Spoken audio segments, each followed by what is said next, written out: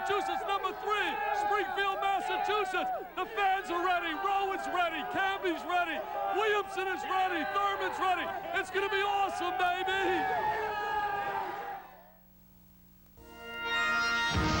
The chords of a net are strong, a strength that remains long after the net becomes the symbol of a national championship. A title that belongs to the men of the University of Arkansas. Names that have become household are immersed in Razorback pride. But Coach Nolan Richardson knows pride alone won't stop the nation's top teams, who are primed to challenge Arkansas for its title. A challenge that begins tonight as Lou Rowe and number 3 Massachusetts square off against the defending national champions. Arkansas and Corliss Williamson are ready to defend their crown and look ahead to their chance to rekindle glorious memories. Tonight, ESPN is proud to present the 16th annual starter tip-off from the sold-out Springfield Civic Center in Springfield, Massachusetts. Lou Rowe leads number 3 UMass against Corliss Williamson and the defending national champion Arkansas Razorbacks. Hello, everyone, and welcome. I'm Sean McDonough along with Dick Vitale. It's great to have you with us as Arkansas begins its defense of the national championship. And Dick, fans around the country know about Lou Rowe and Corliss Williamson, but these two teams are loaded with talent. Well, Sean, when you talk about Arkansas, certainly you got to think about Mr. Scotty Thurman, a clutch wing shooter. You got to think about Corey Beck, the heart and guts of that team. For Massachusetts, it's not just Mr. Rowe. Derek Kellogg becomes big on a perimeter, handling the rock. And Marcus Camby, he's the eraser, the shot blocker deluxe. We'll have the tip-off of the starter tip-off right after this.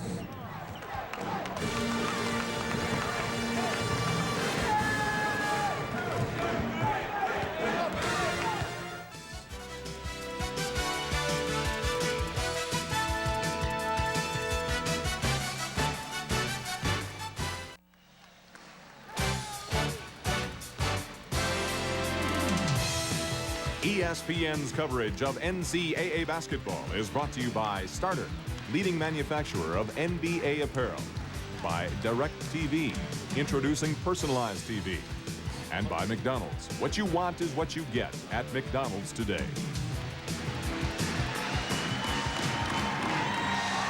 Welcome back to the starter tip-off, which benefits the Basketball Hall of Fame located here in Springfield, Massachusetts. First meeting ever between Arkansas and UMass. And the McDonald's starting lineups for the Arkansas Razorback finds center Darnell Robinson in the lineup for Dwight Stewart, who's been bothered the last couple of weeks by a sprained ankle. So Robinson gets the start. And Edgar Padilla starts at guard for John Calipari. Mike Williams, their standout guard, serving a 1-game regular season suspension for academic difficulties last spring. Sean Padilla was out of practice on Wednesday with the flu, the stomach flu. He told me he's a little bit weak, but he's going to try to give it a go. UMass in the white controls the tip. Lou Rowe is slammed up. What a way to start with a little slam jam man here in Massachusetts. At the other end, Williamson, the other standout power forward in this game, trying to answer right away, and he was fouled as he attempted to put up the shot. He's the strongest player physically down in the boxes, and what a great job Arkansas did in transition after the score, and they ran that little diagonal cut right to the box for Corliss Williamson. Foul was on Marcus Camby, his first. Williamson, the SEC Player of the Year last year. Camby certainly a shot blocker deluxe, blocked 105 shots last year. How good is Corliss Williamson if the guys that went early last year, Glenn Robinson, Jason Kidd, Danielle Marshall, you can put Chris Webber from 2 years ago, he'd be eligible, he would still be a first-team All-American with those players. He was a 70% free throw shooter for Coach Nolan Richardson last year. And he made the first. Threaded out today to sartorial splendor of Mr. Richardson. The 1994 consensus National Coach of the Year. He led the Hogs to their first national championship. So Rowe has scored and Williamson has scored, the kind of start we expected in the starter tip-off. Man-to-man defense, Corey Beck, the heart and guts of the defense, playing Kellogg. Interesting matchup. This is Edgar Padilla, and he traveled. John Calipari said today a key to tonight's game would be how Padilla handles the pressure. Well, backcourt play is so important on a collegiate level or any level. And if you don't have solid perimeter play, you can be in trouble. So Padilla is going to get pressured quite a bit. Coach Richardson thinks his starting backcourt of Corey Beck and Clint McDaniel is the best defensive tandem of guards in the country. They're a dynamite duo on a defensive end. You can't let Williamson sit in that post like that down deep. He's matched up against Rowe. Scotty Thurman. 4-2 Arkansas. A big-time clutch shooter. Shot 42% from three-point range. And as you talked about on the top of the show, that big three to beat Duke at the end of the game, that rainbow jumper. And pressure in the backcourt applied by the Hogs. Coach Richardson hopes this is an up-and-down game. He thinks his team is deeper than the Minutemen. He's going to really try to attack Kellogg with Beck. Kellogg missed a three. Dante Bright kept it alive. Tipped out of bounds. Arkansas ball. Gene Monge, Ed Hightower, and Jim Burr, the trio of veteran officials working this game. Both clubs are very deep. Their bench could certainly play a significant role in this game. What separates them from most teams is the depth factor, and they're very athletic. They can run, jump, utilize the entire 94 feet. Darnell Robinson rattles out to Marcus Camby. Camby had a big game in his last game in a loss against Maryland, had 32 points, was very active. Quick on the interior. He's matched up against Robinson. Power against speed. That game for Camby in the second round of the NCAA tournament last March in Wichita. He outplayed Joe Smith. Padilla for three. Got to make those open jump shots. Knocks down the trifecta, but it was the little penetration by Kellogg. Ruled to two for Padilla. His toes were on the line, and the Hogs turn it over. Obviously, it's very important right now for Massachusetts to get a good start. As you look at Edgar Padilla, played in Puerto Rico. Dante Bright to inbound, and Camby has to come to his aid. Padilla the pull-up. And rebounded by Scotty Thurman. The Hogs look to run. Great hands. He has tremendous hands, Williamson. McDaniel to miss. Camby another rebound. Nobody in rebounding position right there for Arkansas. 4-4 the score, just past 2 minutes played here in Springfield, Mass. Rowe powers in and rattled out. Dante Bright the rebound. Robinson hit the floor. Camby the slam dunk. Very quick to the basketball. Camby with a little jam off the offensive board. They are so quick on their interior. Into Robinson. John Calipari afraid of the size advantage that Arkansas has, not so much in height, but in bulk, and certainly Robinson at 270, a big advantage working on Camby, who's at 220. And they'll bring in Dwight Stewart, who can play inside, outside as a big fella. Not a good shot. Thought he was fouled. Bad shot right there, Sean. McDaniel double team and gave the ball wisely to Beck. Very fast-paced game. And Robinson shoved in the low post, careless foul by Camby, and that's his second. So early foul trouble for Marcus Camby, the sophomore from just down I-91 in Hartford, Connecticut. And Carmelo Travieso, sophomore guard, comes in for Padilla. And Enos Norville, the freshman, checks in for Camby. Travieso is an outstanding long-range shooter. Norville's really been a surprise in their training camp. Thurman scores over Dana Dingle. Scotty Thurman with that great size. He can go inside, outside. Very versatile. Out of Ruston, Louisiana. Look at that pressure defensively. Number 14. I know Digger Phelps loves Corey Beck, and I don't blame him.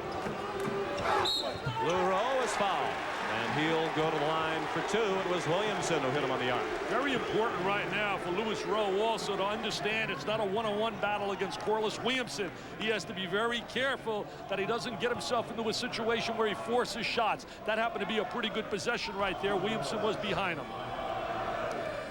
Certainly they are two of the premier power forwards in the country. Most people think Williamson starts the year as the leading candidate to be the National Player of the Year. I would echo that. You talk about power forwards, there's some great ones. Mario Bennett was sensational at the Maui Classic. Joe Smith, we know, can play. David Vaughn at Memphis. Alan Henderson, Indiana. What a wacky week already in college basketball. 7 teams in the top 20 have been beaten already. Virginia at home. We didn't mention Gary Trent coming up next. Big-time player at Ohio University. We'll be taking on New Mexico State, the championship game of the preseason NIT when we're finished here in Springfield. Fouls on Derek Kellogg, his first. He's an interesting player. He's been maligned a little bit by some people early in his career that he didn't look for a shot. But the bottom line is he really protects the basketball, and he gets them to execute and get them to their offensive game. He does a solid job in that respect. Aaron inbound pass. Beck tried to get it to Williamson. It was tipped away. Special situation, so important. This nice little dish by Kellogg. Travieso, a good shooter. That one fell off. Norville fouled by Robinson. Look at Norville. Is he feeling the electricity? He's making his debut. The diaper dandy. He said, I don't care about those names. They don't impress me. He said, what are those names? Williamson and Robinson and Thurman. Look at this guy. It is Norville. Watch number 24 work on the inside. There's number 50, Norville. 24, Travieso shoots it. Here comes Norville. He gets fouled on a play. Went to Hargrave Military Academy down in Virginia. That school, by the way, also is coached by Mike Burns, who used to play for John Calipari at Massachusetts. Class of 1990 was Coach Mike Burns, now at Hargrave Military Academy. You're right on top of it. I know you got all that information, Sean. Look at Calipari coaching on that sideline, talking to Cam. He said, please don't get number 3. I don't need another assistant coach.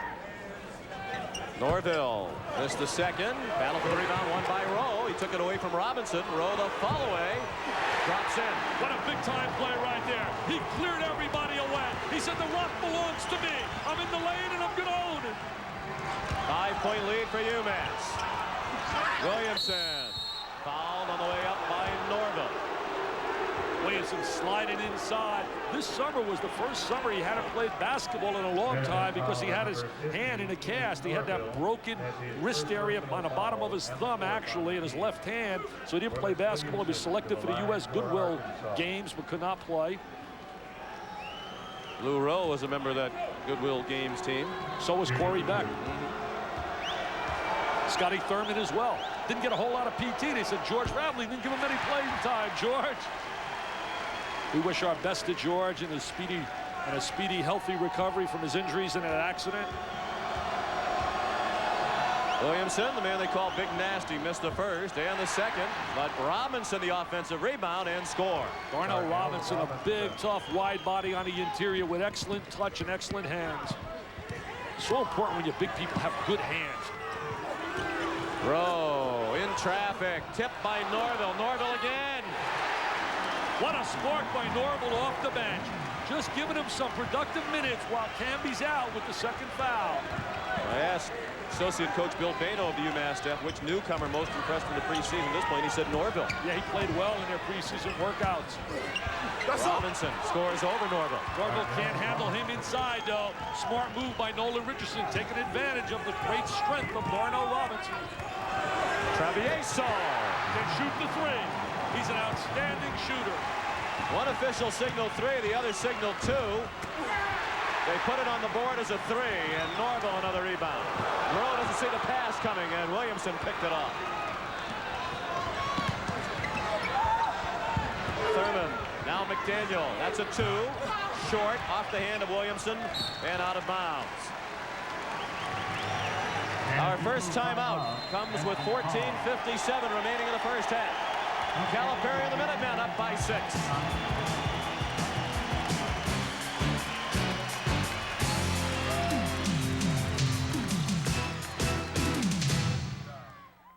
Now you think about teams repeating. When you talk about teams with a chance to repeat, Duke repeated 91 and 92. Some other clubs that had a chance to repeat, but they weren't able to get it done, was in 85. Georgetown loses to Villanova with a returning cast, including Patrick Ewing.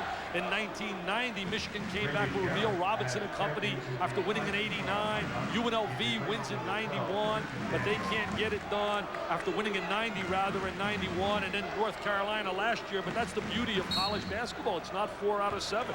One game and it's all over. Of course, UCLA, the last national championship team to return all 5 starters, as Arkansas does this year, and the Bruins did defend their title.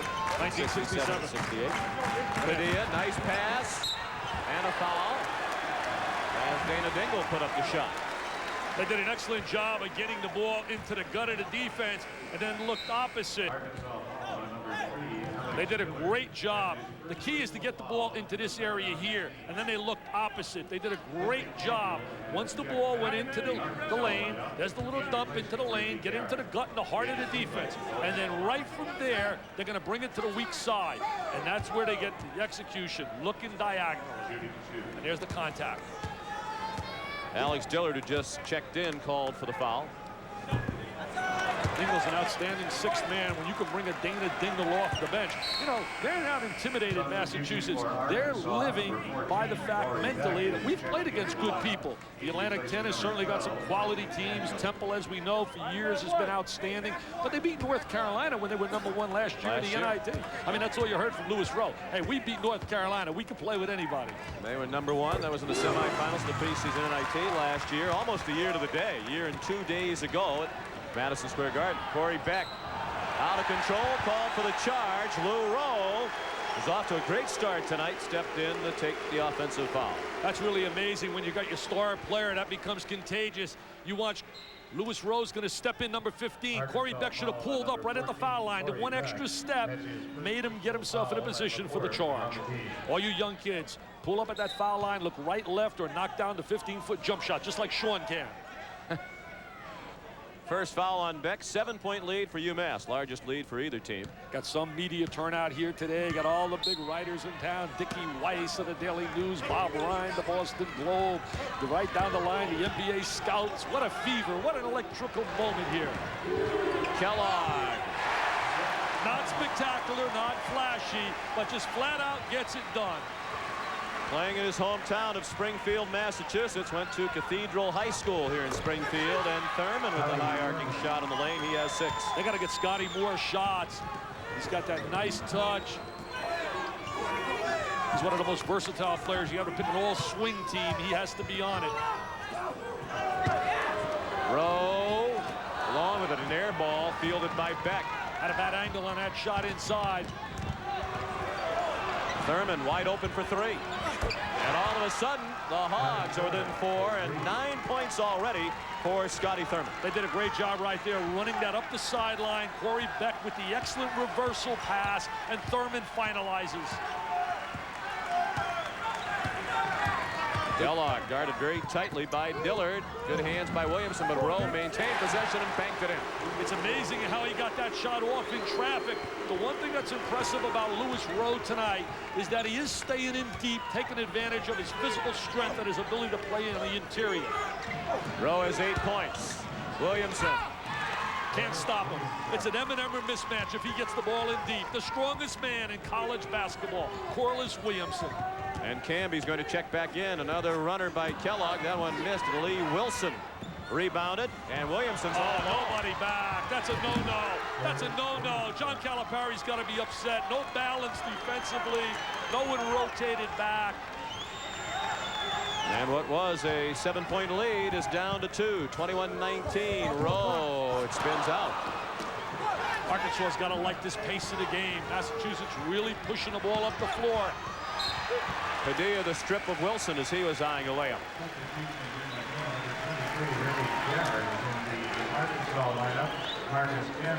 Look at Corliss Williamson using his great strength. What a matchup. There's Williamson in deep, number 34. But see, they don't rotate help. It's impossible to play him unless the guard's going to come down and stop that little spin move in the 3-second area. Reggie Garrett has checked in for Arkansas. He joins Corliss Williamson on the floor. Last year, 63% from the floor, 20.4 per game, and almost 8 rebounds per game for the SEC Player of the Year. And talking to Nolan Richardson the other day at his office, he said Corliss is so unselfish. And the reason you can see his unselfishness is by those numbers. 63%, he's not forcing shots. And this guy right here, Mr. Richardson, can flat out coach.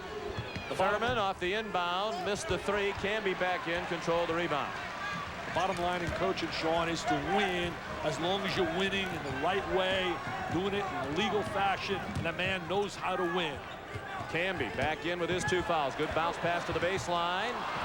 And Tyrone Weeks, the freshman in his first collegiate game, missed the first. Actually a sophomore, but sat out last year as Proposition 48. Yeah, he's from out of Philadelphia. Big, strong inside player. Massachusetts playing that man-to-man.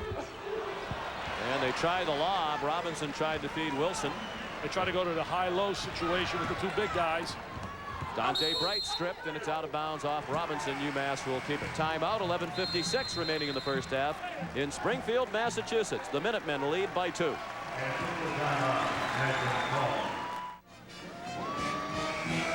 Tremendous matchup here tonight in the starter tip-off, and Massachusetts leads by 2. And ESPN has put together a dynamite lineup for you to watch in the inaugural Direct TV Grade 8 beginning Tuesday night. First at 7, it's Florida against Boston College, immediately followed by number 8 Duke and number 16 Connecticut at 9:30. Then Wednesday night at 7, Missouri meets Purdue, followed by number 13 Michigan and number 5 Arizona. The Direct TV Grade 8 beginning Tuesday night from the Palace at Auburn Hills. I'm looking forward to getting out there. A big banquet on Monday night. That'll be a great show. ESPN's really excited about it. I can't wait to see. I think a Connecticut-Duke game is going to be some kind of matchup. Jimmy Calhoun's got an outstanding perimeter game down there in Connecticut. Dante Bright shut off as he tried to drive. That was knocked out of bounds in the corner by Reggie Garrett. Dante Bright's got to start to give him some offensive scoring. He can shoot the little 14, 15-foot jump shot. He's worked on his jump shot. He was a tremendous high school player out of Dunbar High School. He's got superb quickness on the offensive boards. We haven't heard too much about him thus far tonight, but we will. Both teams substituting freely. Lou Rowe comes back in. Williamson still on the bench for Arkansas. The lob into Camby. And he was fouled by Lee Wilson. Wilson's got a world of potential, tremendous size. Coming off the bench, he gets some superb quickness for a big player.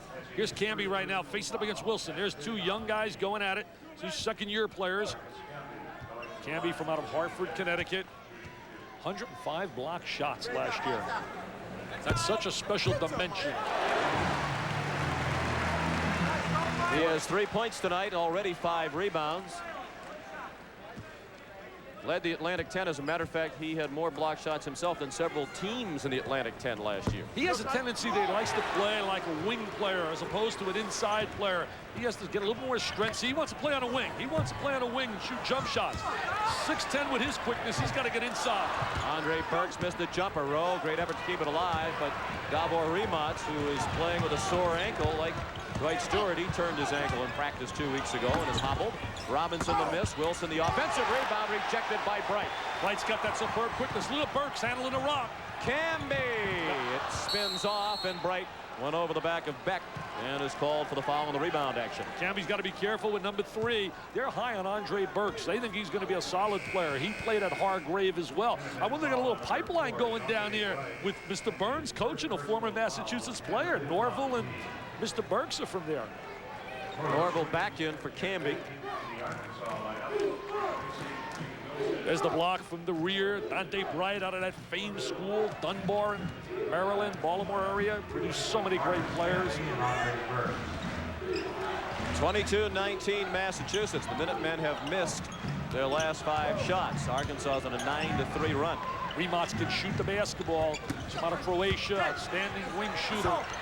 Robinson an air ball as he shot over Norville, controlled by Bright. Bright played with Michael Lloyd, now playing at Syracuse. Sammy Cassell, now in the NBA.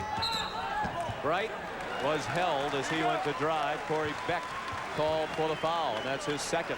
Jimmy Berg told me tonight, point of emphasis, they're not going to allow that hand checking just like in the NBA. Trying to clean it up, let guys play without all that contact. Clint McDaniel back in, and Beck goes to the bench. McDaniel's going to have to play some point guard this year when Beck goes out of the lineup, because Kareem Reed, who they thought would be a freshman this year and handle some action at the point, is not eligible due to academic reasons. He's from out of New York City. Corey Beck. Nolan Richardson could go on and on about him. He said, Dick, I don't care about his statistics. All I know is you give me guys like Corey Beck and we'll win. He said he does all the intangibles, all the little things. Coach Richardson usually plays 10 or 11 players, but tonight only 3 Razorbacks have scored to this point: Thurman, Williamson, and Robinson. Bright, awkward shot, but it went. He split the defense, got into the seam. Arkansas rotated into a 2-3 matchup. Nolan Richardson does an outstanding job changing defenses, trying to take advantage of the different strengths of his personnel. Williamson, double dribble. Williamson had a big summer. Russellville, Arkansas, they had a big day for him. Nolan Richardson, what a record. He won a junior college title, an NIT title, an NCAA title. He knows how to reload. He went through one period there where he had Mayberry and he had Todd Day. They won 25, 30, 34, and 26 games. They left and he reloaded with the new group, bringing in Thurman and Williamson. And you know what? When they leave, he'll bring in another group next year and they'll still win. He's already signed 6 players in the early signing period. Most players Arkansas has ever signed in November. Yeah, including Derek Hood from out of Kansas. Everybody liked him. And Jesse Pate from Chipola Junior College. A young man named Pat Bradley from right here in Massachusetts. Oh, that's Everett, right. Mass. Right into the gut and seam of that 2-3 matchup. Padilla fed Bright for the score. Dante Bright has 4. He did a great job sliding right in that 3-second area. We talked a little about how Bright had to get active. Whoa, what a shot that was. Dillard was way beyond the NBA three-point line. He doesn't have any range. His range is the minute he touches the basketball, Nolan said. Bright, foul, count it. That's why he was one of the great high school players in America. Knows how to win, knows how to score. Dante Bright. Last year was a year of adjusting, had to sit out his first year. Top 48, didn't get a chance to practice. I hate that rule, I hate those labels. There he is, splitting the defense, hanging, squaring his body. People, we're seeing 2 outstanding basketball teams here tonight. And the beauty of college basketball, Sean, you and I spoke about it earlier. A loss here doesn't hurt these clubs. It's not like college football. Get beat early, lose a game or 2, you're out of the hunt for a national title. In basketball, you tip off 0-0 in March at March Madness. Dwight Stewart missed the shot after Bright hit the deck.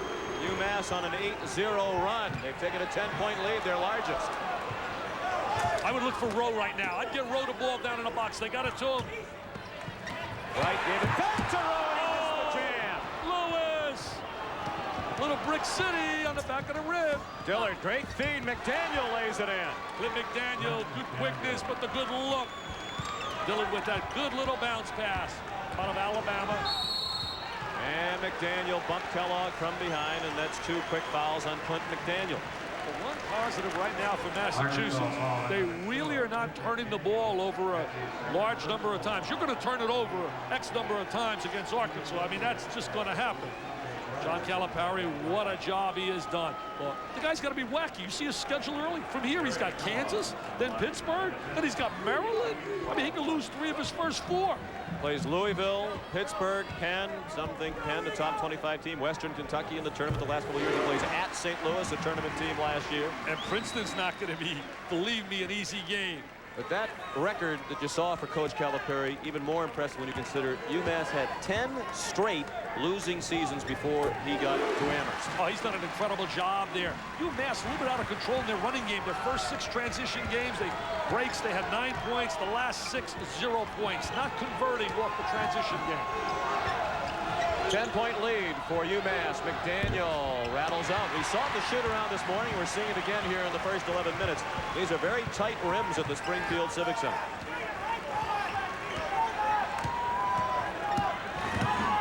Doesn't have great speed, Kellogg. This is home territory. Oh, that's where you want to go. Get it in deep. And Rowe is winning the one-on-one battle with Williamson at the moment. Well, he's not getting any help on him at all defensively. Williamson's left alone. There's a TO, baby, and they're rocking, they're rolling. They're excited here in Massachusetts.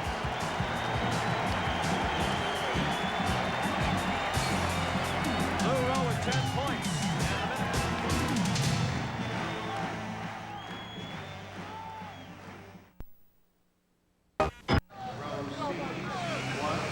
Sean McDonough with Dick Vitale back in Springfield, Massachusetts, where UMass has opened up its largest lead, 12 points. Hey, Sean, watch Mr. Bright get into this lane. Look at a big gap here in his seam. Padilla's going to recognize him, and he's going to get a wide-open shot against the 2-3. See, he spots it right in the lane. He's screaming for the ball. Freeze it. There he is. Ball comes in, and he does the rest. Dante Bright, the little jumper under control, square, count it.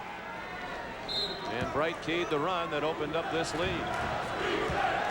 Nolan Richardson brings Corey Beck back on the floor. You got to have him on the floor. It's Beck with Thurman, Williamson, Stewart, and McDaniel for Arkansas. Thurman got his own miss and scored the second time. That ends a string of 6 missed shots in a row by the Hogs. Arkansas is a very streaky team in that they can put streaks. When I say streaky team, I mean they can lay streaks on you 9-1, 10-0. Very explosive. They got to go down and help. Padilla in traffic laid it in. Great cut down the lane. Super movement without the basketball. A good look by Rowe to Padilla. Well, Padilla looks healthy, Sean. He has 4 points and some pushing and shoving. With Rigoberto Nunez, who's in for the first time, was tangling with Scotty Thurman. And they called the foul on Nunez, who immediately heads to the bench after picking up his first foul. Padilla made a great cut without the basketball. That's the one area of the game a lot of kids really don't do a great job. Watch Padilla come down the lane when the ball goes into Rowe. Right here, Rowe catches the ball, and now he's going to look right down the gut of the defense. There's Padilla with that little, what I call a middle cut, and lays it on the glass. Padilla gets an A tonight thus far in the first half. I'm going to play Dr. Dickie V and give out some grades. And you've already logged the first grade. And I give you A+. Oh, thank you. Just working with me. You're obviously a very easy grader. Dana Dingle hit the runner, and UMass is up by 14. Largest lead, Kellogg to steal. And they steal the ball. Bright powered in, got his own rebound, blocked from behind, fouled from behind by Beck, and that's his third. What a big play right there on the steal, but it becomes big because of the third foul. He has to take Beck out of the game. There goes Corey to the sideline. What momentum. Unbelievable. The first half couldn't go any better thus far for Massachusetts if they can protect this lead. But this guy here will not get rattled. He knows how to win. He knows how to make adjustments. Reggie Garrett returns. Dwight Stewart goes to the bench. Good defensive player. There's Beck on the sideline. I said I got to give you an A+ just working with me because I tell you, you did all your homework, all that preparation, and I hope you don't get paid by the word. If you get paid by the word, you're in trouble. I don't plan on using much of this economy. Dante Bright made the first. He's the first cousin of Keith Booth of Maryland. That's another Dunbar star. Think of all the great ones, starting with the Muggsy Bogues era. Reggie Williams, Wingate. What a tremendous high school. Dante says that he and Keith Booth were like brothers growing up. Grew up right across the street from each other in Baltimore. Of course, it was Booth who knocked out Dante Bright's. Boy, is Rowe taking the challenge of trying to deny the ball to Williamson. Padilla the steal. Jim Burr said he traveled after the steal.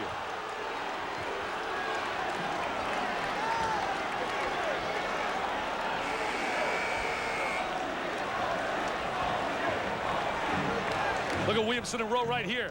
Wow, look at these two trying to get position inside. Look at Rowe saying, I'm going to deny it. I don't care you're All-American. I don't care you made first team. I'm here tonight. This is my home territory. Get out of here, Corliss. I'm going to deny you the ball. Ball, you man. 18-4 run for Massachusetts. Williamson nearly traveled.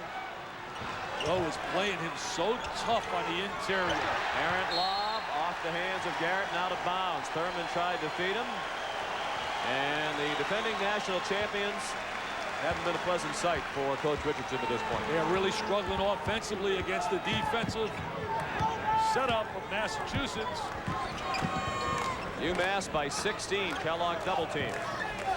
He won't be fazed by the pressure. The senior starting his 67th consecutive game tonight for UMass is Kellogg. Dingle missed it, got it back. Dingle missed it. Rowe the rebound. Knocked out of his hands to Garrett. And he was fouled in the backcourt by Padilla. Rowe did an excellent job in the post of finding Dingle with that baseline cut. Dingle made the good second effort, but came up empty. Hey, it doesn't get any easier when you think about, we said Kansas, that's the next game for Massachusetts. They have a date with Georgetown, Arkansas, and Georgetown's got a new look now with the addition of Allen Iverson, who should be sensational. I mean, every report I'm getting on him, you know, all those critics that have been on John Thompson, forget about it. If he didn't give Iverson a chance, and it's been documented with some of his problems off the court, and we all make mistakes. I've made mistakes in my life. He's a young kid. Somebody else would have taken him. John Thompson's guilty of one thing, being successful in getting Allen Iverson, because if he didn't get him, 100 other colleges would have had him. Daniel made the first and the second. It was a 1-on-1 opportunity. Both teams now over the limit. 4 points in the game for McDaniel to lead 14 for Massachusetts. 5:45 left in the first half. It's important for Arkansas to try to establish some kind of spurt in the next 5 minutes. Tipped out of bounds by Lee Wilson. The pass intended for Rowe. And on the other side for Massachusetts to have some poise offensively, looking for the high percentage shot, using some clock. You don't want to blow this kind of lead going in at halftime. Great pass, Canby to Rowe. Canby to Rowe, a little high-low action. 2 NBA first-rounders, you can count on that. 12 points for Lou Rowe. He's been a star of stars. Not so much I'm just impressed with what he's doing offensively, his defensive effort. Last year, 3rd-team All-American. He's the first All-American in UMass history. Amazing that Dr. J Irving was not an All-American in UMass. What? Dr. J? He's a Hall of Famer, though. Garrett. Oh, big-time rebound. Great hands. Wow, they called a travel. The partisan crowd, and bear in mind the UMass campus is only a half an hour away from the Springfield Civic Center, thought he was knocked to the deck, but the officials, Gene Monge in particular, thought he traveled. Some people try to tell me this was not a home game because they're not playing in Amherst. I said, you can't be serious. John Calipari's been under a little controversy over the academics of his players. Michael Williams sitting the game out. Academic suspension for 1 game. There's that jump shot. And there's the great hands. It's the walk-in violation because he goes to the deck. Once he's on the floor, but I thought there was contact. Whoa. I agree with you. Hogs down by 16. And a long inbound came out to Dillard. Now Williamson shut off by Canby. Goes right around Canby and travel. He walked right there. He was anticipating the presence of Canby. He was aware that Canby was in the lane, and he was thinking about the block shot. 9 turnovers for Arkansas. UMass has done a good job with the pressure. They've only turned it over 4 times. Padilla's done an excellent job from out of here. Played at Central High School in Springfield. Senior year played in Puerto Rico. Travieso, Padilla's roommate, saved it for UMass, and then the kickball out of bounds resets the shot clock to 35 for the Minutemen. Padilla played with Travis Best. Travis Best, the star down at Georgia Tech, where they got that dynamic duo. The question mark with Georgia Tech, will they be consistent, or will they be a Dow Jones or up and down all year? Forrest and Best give them a good nucleus. And you mentioned that Kellogg wasn't all that highly touted coming out of high school here in Springfield at Cathedral High School, and part of that was because he played in the shadow of Travis Best, who got all the headlines in high school basketball in Springfield. Kellogg missed a 3. Wilson the rebound. You have to have some role players. Another turnover. That was a deflection. UMass bench tried to buy the call, but Jim Burr didn't go for it. It's important to understand your role, too, and that's the one thing that Kellogg does. He has a great understanding of his role on the floor. Norval in, Canby out with 4:24 left in the half. Massachusetts leading by 16. Just to finish what we were saying about Derek Kellogg, one local talk show host here in Springfield, after Kellogg was given a scholarship to UMass, said Calipari should be fired for wasting the taxpayers' money here in Massachusetts. Wow. That guy doesn't understand the composition of the team. That's another walk. He's a little frustrated right now, Corliss. It's the first time I've seen him in many a time a little frustrated offensively. He's lifted it. That's one of the points of emphasis this year. The travel, the walk-in violation. See, he lifted his pivot foot before he put the ball to the deck.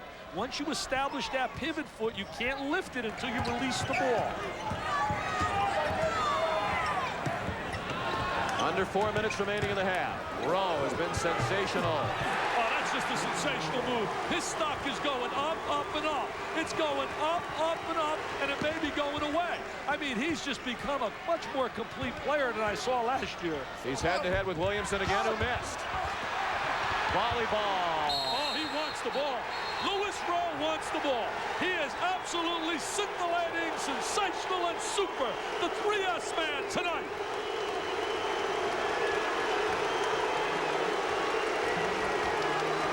Corliss Williamson was quoted a couple of weeks ago as saying that Arkansas' second team could beat the first team of UMass. He later said he was kidding, but Lou Rowe says That quote has been above every UMass player's locker in their locker room up at Amherst. He was only joking. Knowing the kid, I was down in Fayetteville. By the way, they got, I think, one of the best buildings in all of America, the Bud Walton Arena. As you look at the enthusiasm of John Calipari on the sideline. Look at G. Manji. He's got a new hairdo. He's got a new hairdo, Manji, the referee. Well, with this broadcasting duo, any hairdo is a good do. Yeah, look at that dude. Look at that dude. He never had that look before. I didn't recognize him before the game. Manji, what a look. Lewis Rowe came out of Atlantic City High School in New Jersey, and he was a post player. He was a center. He's worked on completing his game. He can face you now. He can take it to the goal. But I'll tell you one thing, he's got to be a little bit concerned. You can't rest against Arkansas with this lead and think that you're in really heaven right now. Williamson goes to the bench. The foul was on Wilson, his second. Good move by Nolan Richardson. Get him out for a moment, rest him. Arkansas down by 18 with 3.5 minutes left in the first half. Rowe at the line with 14 points, 5 rebounds, now 15 points. With the three-point shot and also with the shot clock, a lead like this against a dangerous, explosive team like Arkansas is not totally safe. And a look inside the Basketball Hall of Fame here in Springfield, Massachusetts, and its current location since 1985, and among those enshrined, Julius Erving, Dr. J, former standout at UMass, of course, in the ABA and NBA, the only person affiliated with these two schools who is enshrined in the Basketball Hall of Fame. And Lou Rowe last year put his name on the list with Dr. J, scored 650 points, and the only player to score more in a single season, Julius Erving. Well, you know, what a great player. What I loved about Julius, he was ballerina. He was Baryshnikov in shorts. And then he took that great ability he had off the court and is just one of the classiest superstars of all time. Massachusetts by 19 as we approach halftime. Look at Rowe working defensively. That's what's impressing me. Look at number 15 in denial. Playing Robinson so tough, giving up inches. Massachusetts really getting after people on the defensive end. McDaniel guarded by Kellogg, down to 10 on the shot clock. Robinson launches a three, not the shot Coach Richardson wanted, but time is ticking on the shot clock. He threw it up there at 7, and Arkansas caught a break. It went out of bounds off the Minutemen.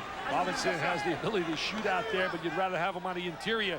Their big guy, they wouldn't mind shooting it out there. He's got the ankle injury, is Dwight Stewart.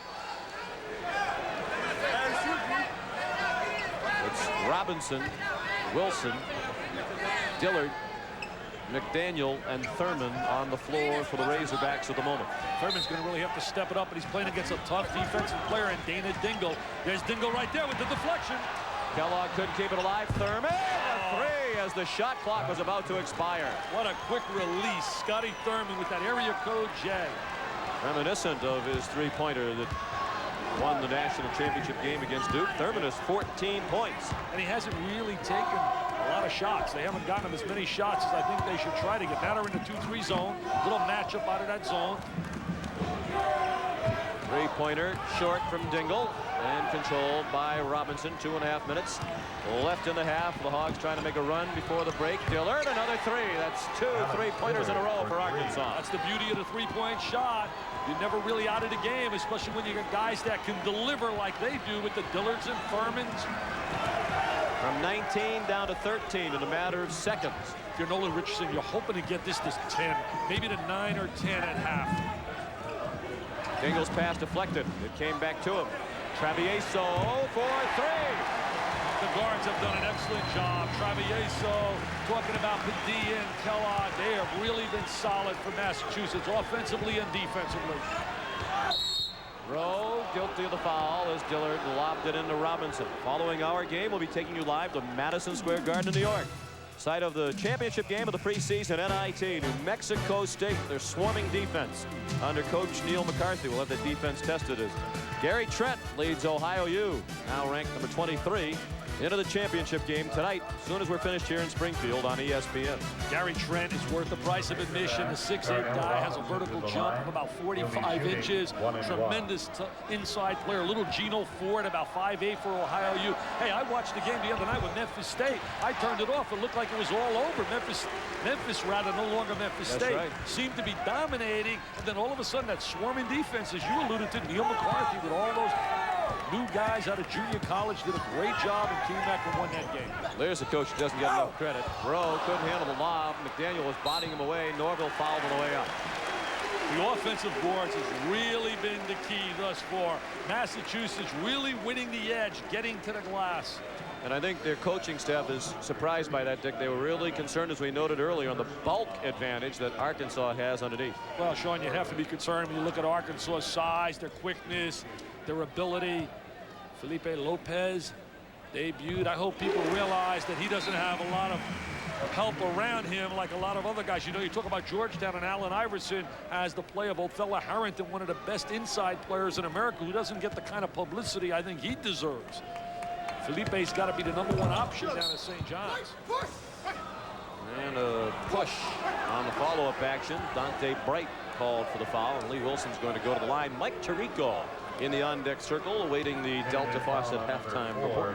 Hey, I'll tell you one thing right now. You think John Calipari would like to go home now? This be the end of the game. He'd like to get the bus and get out of here and go back and celebrate on his campus.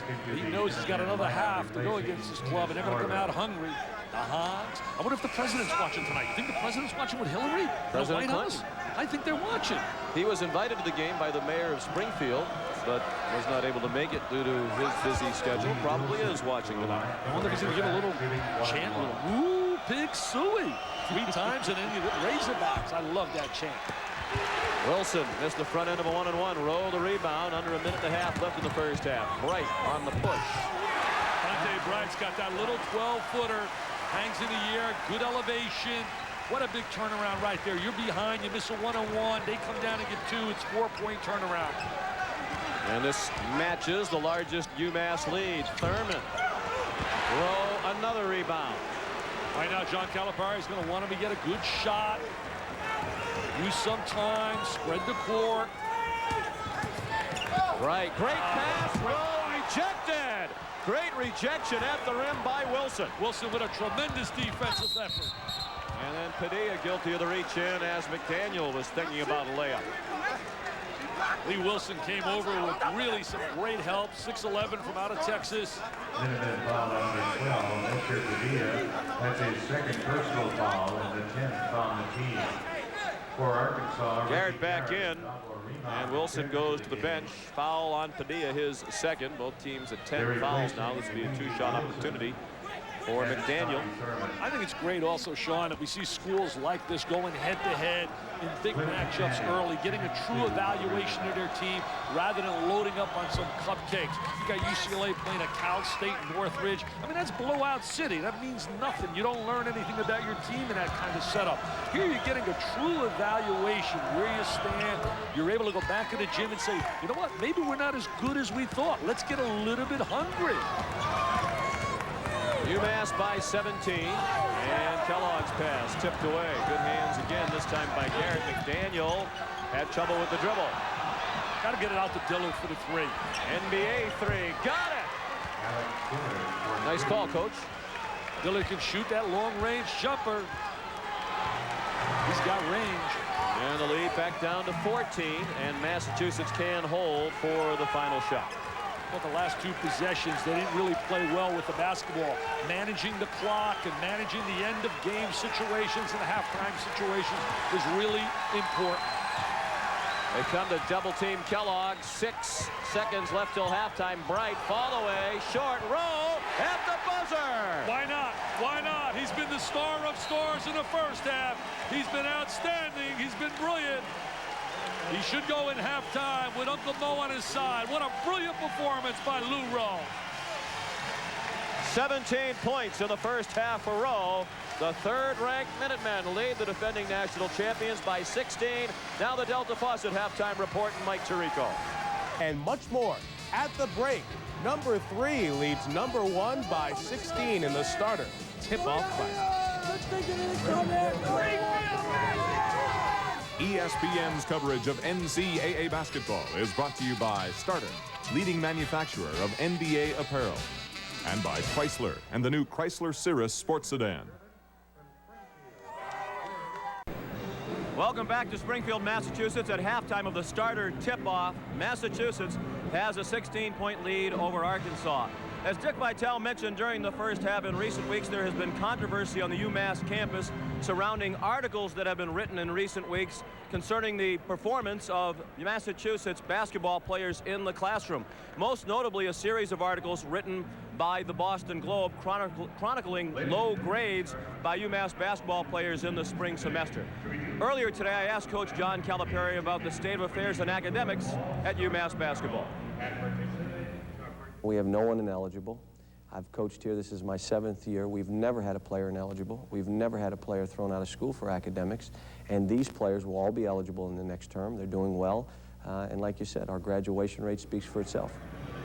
That graduation rate of which Coach Calipari speaks is 75% of the players he has brought into the program have graduated. Dick, what do you make of all this? Well, I would really have a problem, and I told this to John, if the bottom line is that a kid like a Lewis Rowe, Michael Williams, a Derek Kellogg, they complete their 4 years eligibility and they're not in a situation to get their degree. Sometimes players need 5 years to get their degree, but if they get their degree, that's the bottom line. The kids had a bad semester, and I think there's some positives that can be gained from that, and that is they're going to do a better job, I think, the coaching staff and the tutoring staff in terms of scrutinizing and evaluating. You could solve all these problems very easy, Sean. Freshmen should not be eligible. There should be 5 years to play for, and I support what the NABC wants to do. They want to make a situation where they would like to see players come to college and adjust to college life before being eligible. When we come back, we'll take a look at highlights and statistics from the first half in just a moment.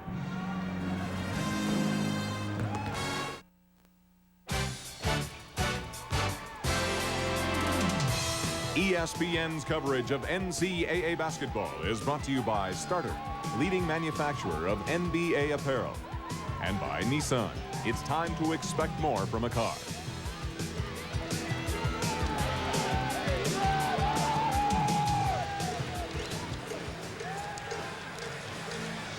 Welcome back to Springfield, Massachusetts. At the half, the Minutemen with a 16-point lead over the Razorbacks. The Minutemen led by Lou Rowe, 17 points and 9 rebounds in the first half. Well, he did a great job facing the defensive player, and there he is in triple threat position. Excellent offensive play. Takes the ball down the lane. He's really worked on facing, very strong and physical to the basket. But what impressed me, Sean, was his defensive effort. Here he is challenging the outstanding power forward, Corliss Williamson, one of the premier power forwards in America. There he is, throws him a little bit off balance. Corliss had a tough first half. And we're underway in the second half. Williamson held to 6 points in the first half, had 2 rebounds.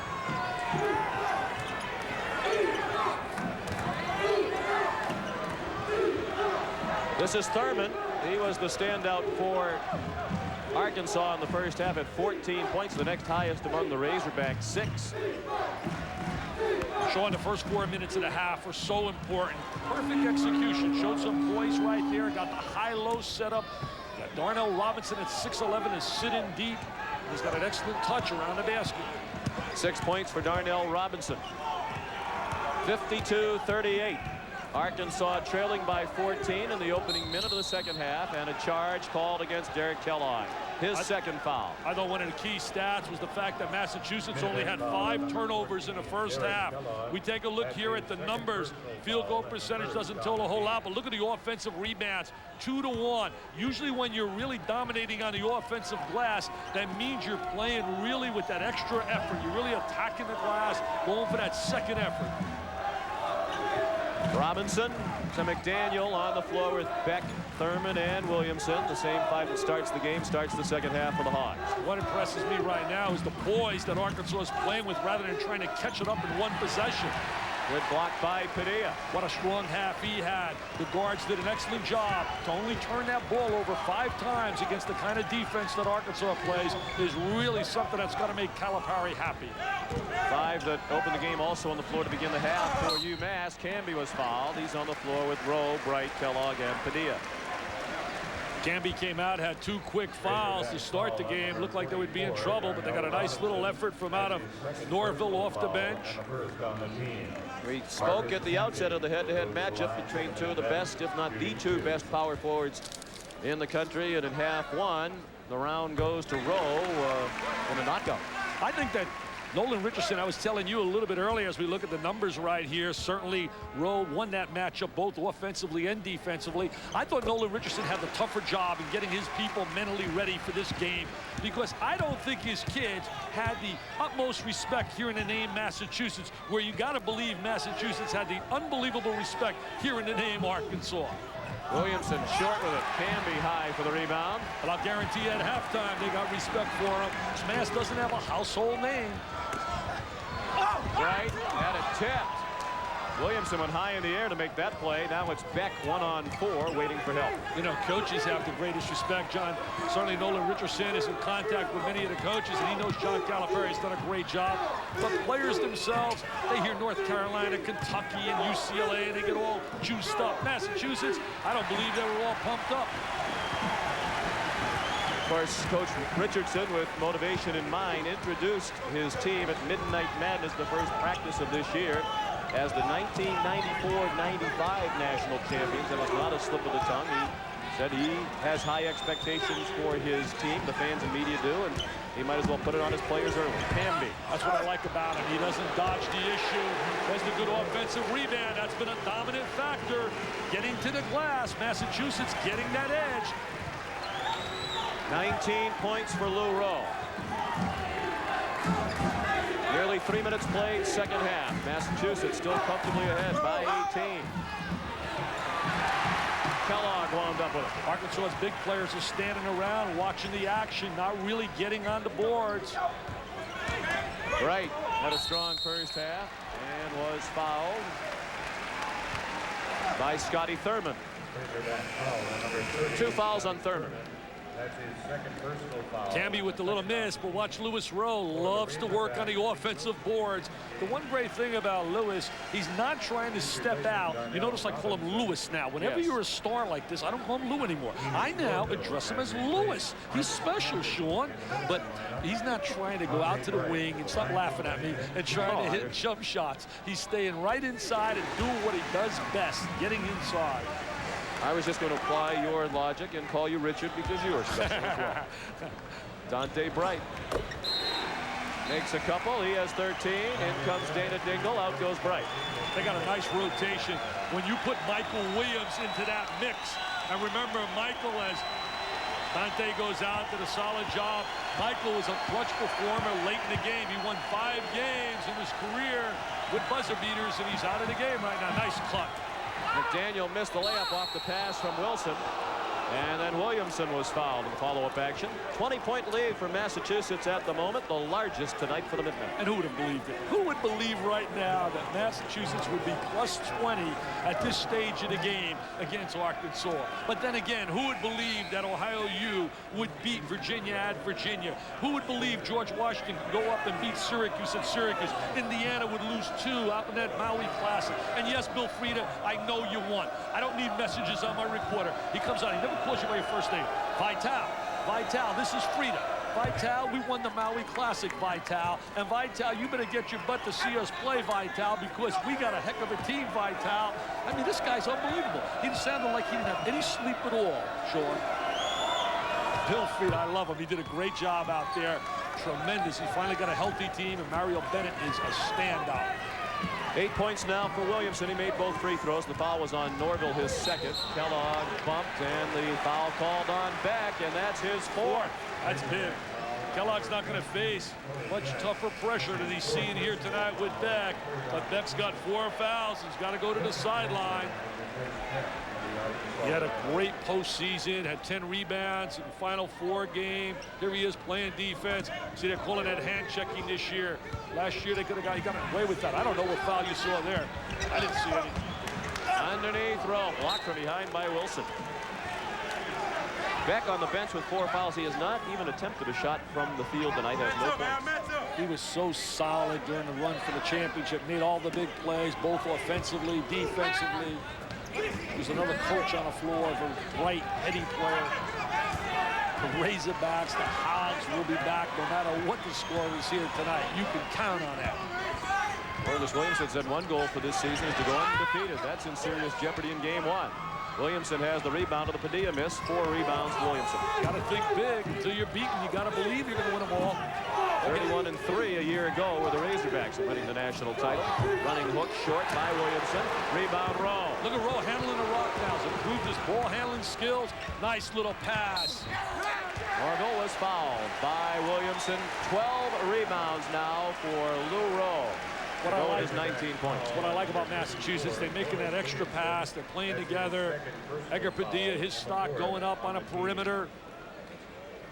You know, last year, Derek Kellogg said by the time Edgar Padilla leaves UMass, he's going to be considered one of the best guards in the country. And he had a so-so freshman year a year ago, but the way he's played tonight, he might make a profit out of Kellogg yet. Well, he's playing with a lot of confidence, and he certainly has come out here to show that he can certainly play quality minutes against a quality opponent. You know, think about the Atlantic 10, though. There's some quality teams. For the years, we know John Chaney, the kind of clubs he's put out of Temple. Hey, you look at that league, George Washington with Mike Jarvis has got some solid players. St. Joseph's could be the sleeper in that league this year.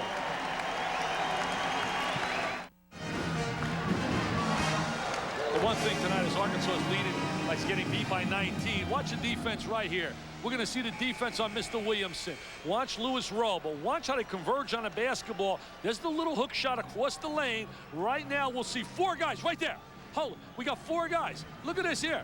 4 guys coming to the basketball, and Lewis Rowe wheels out with the dribble move. Look at him. He's going to make like the Magic Man. Look at him handling a rock. He says, look, I can handle it. I can dribble it. I can bounce it. Lewis Rowe, what a star tonight. Last 2 years, he's been first team All-Atlantic 10 and eyeing All-American honors this year. He played behind last year in terms was behind Eddie Jones for Player of the Year. Eddie Jones now doing an outstanding job with the Lakers from out of Temple. Thurman spins into the lane, missed the shot. Winds up with Wilson. Good hands by Camby, and Dingle came away with it. Dana Dingle, what an outstanding role player. Camby. Marcus Camby with that little 12-foot jump shot under control. Didn't take that extra dribble and get himself in position for a charge. 21-point lead, the largest for UMass. 7 points for Camby. Great team effort defensively. Look at the help defensively. He'll force a guy to he'll give constant help on a basketball. Dillard guarded tightly by Padilla. Shot clock at 11. Rebound Camby. And a foul on the floor against Lee Wilson. Camby's an eraser. He can get up on the glass. He can block shots. He gives them such a dominant presence in the lane. I'm going to call him the eraser. Marcus the Eraser Camby. There's number 21. Watch him defensively right here. There he is floating in the lane. Look how quick he is to the basketball. He says, get away. That's my ball. It's my ball. Mentioned earlier his block shots over 100 last year. Only 5 freshmen in history have blocked 100 or more shots. And look at the names on that list. Sean Bradley, Alonzo Mourning, Shaquille O'Neal, and Tim Duncan of Wake Forest did it last year, as did Camby. Tim Duncan, an interesting story, has become a solid player, was not heavily recruited out of Wake Forest. Offensive foul called against Carmelo Travieso, his first. The Great Alaska Shootout. Well, the temperature's gone up to 0, they tell us, in Anchorage. And now they've reached the semifinal stage. Join Barry Tompkins and Derek Dickey tonight. Midnight Eastern as Minnesota takes on Villanova. That game follows BYU and Louisville, which you can catch on the Deuce at 9:30 Eastern time tonight. What a great win for Minnesota. Clem Haskins beating Arizona by a deuce for Sean Leonard and company. Tremendous win for Minnesota. Arkansas has missed its last 8 shots. They're 1 out of 9 this half. Camby to steal. They did a smart job bringing the ball back, putting the hands of the guard. Kellogg, it rattles out. Travieso, the guard, rejected by Williamson. Bright missed the follow away. Rowe a tip. UMass relentless on the board, but nothing to show for it that time. McDaniel fouled by Kellogg, who prevented the layup. He made a great catch right there, McDaniel. I'll tell you an area of real improvement thus far. Massachusetts struggled a little bit on a free throw line last year, 63%. Right now, they're 17 for 23 on that line, shooting 74%. And as you know, we've talked about it. Well, offensively, you got to get good execution out of your perimeter people, your inside people, and you have to make free throws, especially for late in the basketball game. Foul is on Kellogg, his third. Travieso and Kellogg go to the bench. Burks and Padilla now the backcourt for Massachusetts. Williamson was in close to the basket but tried to pass to Reggie Garrett, and he didn't think it was coming. Corliss is in a real struggle here tonight. Exactly 14 minutes remaining. Massachusetts leads by 21. That's the largest lead for UMass. They led by 16 at halftime. Burks double team, held ball. Reggie Garrett reached in. UMass gets it on the alternating possession. Burks a little bit worried about him playing a little bit out of control. John Calipari said he's been very impressive in the workouts. Came out of that military academy, Hargrave. They produced a guy that's one of the great coaches in the NBA. Larry Brown went there before going out to North Carolina. John Calipari, a former assistant for Larry Brown. Yeah, just to go back to what we were talking about at halftime, Dick.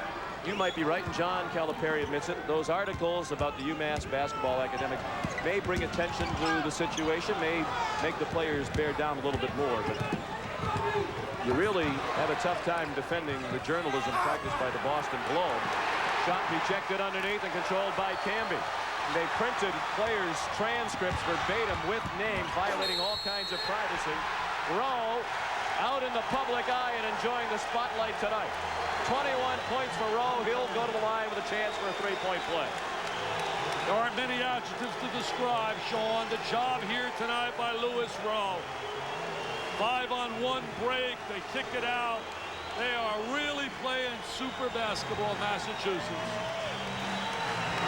There's the dump down. There's Louis Rowe finalizing, finishing the play. I don't need all that hot dogging. Play basketball. Come on now. Don't need all of that. 21 points, 12 rebounds for Rowe. The lead 23.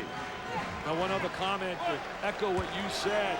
That was not an article by the sports department of the Boston Globe. No, it was an investigative piece by the news segment of the Boston Globe. But the transcripts were obtained, some would say illegally, certainly in violation of the Buckley Amendment, by a disgruntled and former employee of UMass who gave the transcripts to the Boston Globe.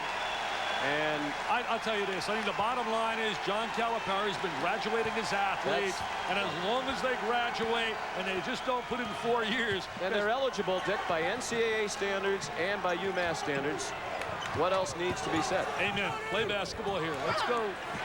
Other than that, some of the people who wrote and edited those articles should perhaps go back to class themselves for Journalism 101, violating the privacy of students. They're students like any other student. You shouldn't have your transcript published in the newspaper with your name attached. Calipari didn't like the call. 64-40 is the score. Arkansas scored in its first 2 possessions of this half and has not scored since here at the Springfield Civic Center. 8,800 crammed in for the 16th Tip-Off Classic. This is the 5th time the defending national champion has played in this game, and the previous 4 have gone 1-3 in this game, so it hasn't been a joyous start to the season for prior national champions, and certainly it has not been tonight for Arkansas. Next year they're going to bring another SEC team here. Kentucky's coming to town. Williamson missed the short one. Bright the rebound and the foul, and it's on Williamson. And this is just about as bad a night as you're ever going to see him have. You know, you mentioned their record last year. They were 31-3. 2 of the losses to Mississippi State was won, and they lost the game to Kentucky in the SEC tournament by about 7, but Mississippi State beat them by 1, and Alabama beat them by 1. I mean, they were close to a perfect team. They're 1 for 11 right now, Arkansas, out of the gate here in this half, and you're not going to overcome a deficit that they have not shooting the ball better than that.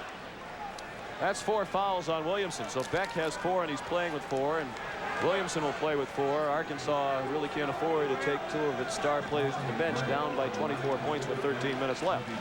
I'm just here absolutely startled by the margin. I thought we were going to see a game come down to a buzzer beater. Nolan certainly is going to get these guys in a room and really let them know about regrouping, about effort, about coming out with tremendous intensity, because everywhere they play, they will be bulletin board material. Winning a national championship brings that about them. And I just don't think that they thought Massachusetts was as good as they are. I mean, Massachusetts is a legitimate basketball top 10 team. And if this situation remains as it is, will likely be the #1 team in the country in the next poll. They'll get my vote. They win like this. Thurman the miss. Beck the rebound. That's his first shot of the night, and it's short. Rebounded by Dingle. And Kansas is licking their chops, waiting to get a hold of them down there in L.A. Bright.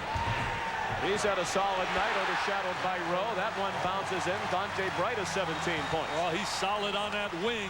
I don't think Roy Williams will have a tough time getting his Kansas Jayhawks ready to play Massachusetts. Beck fires an air ball. It's showtime. I mean, it is all Massachusetts. Arkansas 1 for 14 this half. UMass on a 10-0 run. Dillard answers with a 3. He wanted a foul as well. The little guy can put points on a board quickly. Coach Richardson thinks Dillard will be a better all-around player this year after 1 year in the Arkansas system. Last year he was almost exclusively a shooter. They're even better defense from him this year. Rowe, nice move. He has just become spectacular in the post with a number of moves. He was a little limited last year, tried to beat you with super strength, but he's a lot more fluid. That score, as you look at it on the screen, is stunning, and it gets uglier for the Hogs. Dillard tried to beat Stewart. Stewart was heading down the lane. It is frustration city right now for the Hogs. There'll be no Woo Big Suey chance tonight. It is all Minuteman basketball, the Lewis Rose Show.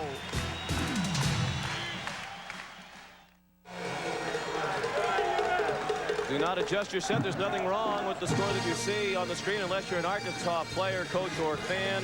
The defending national champions down by 27. Sean McDonough with Dick Vitale. Certainly it's not been a great game played by Arkansas, but you have to give UMass some credit. Oh, they really have done a great job with their defensive concept. They cover every phase of the game. Their wing area is strong with Dante Bright. Inside, they're strong on a post play with Lewis Rowe. Their perimeter game is strong, almost as strong as you and I. Hey, we're going to make you all haircut team. Look at that, the all team. The all Kojak team. Yeah.